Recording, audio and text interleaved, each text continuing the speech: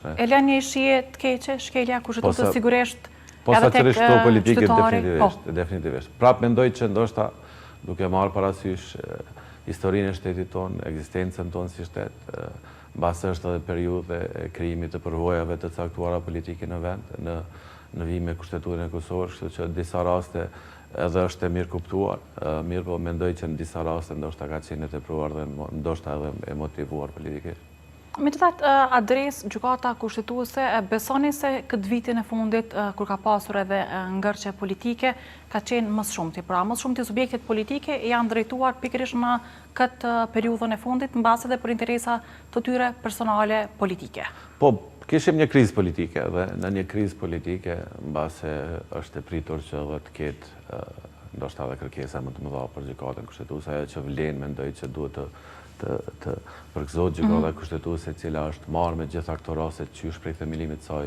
në vitin 2009. Mos të harrojmë që gjykata kushtetuese përballet me shumë lanë tjera që ndoshta nuk janë politike, që ndoshta publiku nuk i di, mirë po në të njëjtën kohë punohet në disa raste, kështu që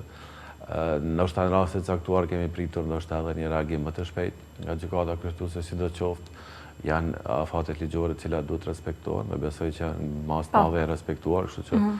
thash është e kuptueshme, kur kemi krizë politike, shumë shpesh partitë politike e kanë përdor edhe gjykatën kushtetuese si instrument tyre politik. Dhe për fat keq ndoshta në kohët e fundit kemi pas raste më shumë se sa ç'ishte dashur të kemi.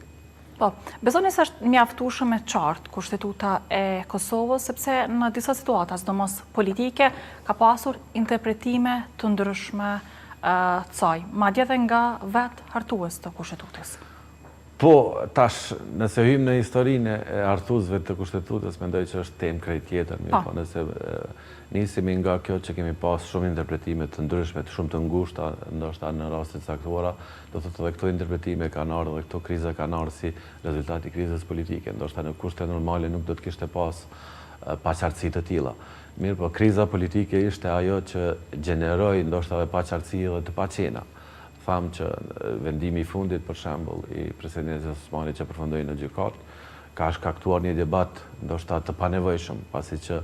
ishte mjaft i qartë, mendoj, si proces. Kështu që në disa raste janë sqaruar mirë disa procedura. Çdo vendim i gjykatës kushtetuese dim që pastaj bëhet pjesë e kushtetutës vetë. Kështu që në disa raste, mbase është krijuar një përvojë tashmë, ose janë krijuar precedente që do të përcillen në të ardhmen. Nuk e parashtroj, nuk e heq nga mendja mundësinë që të ketë prap ndoshta tentime politike që të shfrytëzohet gjykata politikisht. Nuk është jashtë mend që të ndodh prap në 2-3 muaj të ardhshëm, pasi që ta kemi parasysh që kjo kriza politike që filloi me zgjedhjet e vitit kaluar ende po vazhdon, për fat keq. Dhe shumë mbase konflikte që janë ende aktuale mes partive politike janë kryesisht për interesa partijake, jo detyrimisht për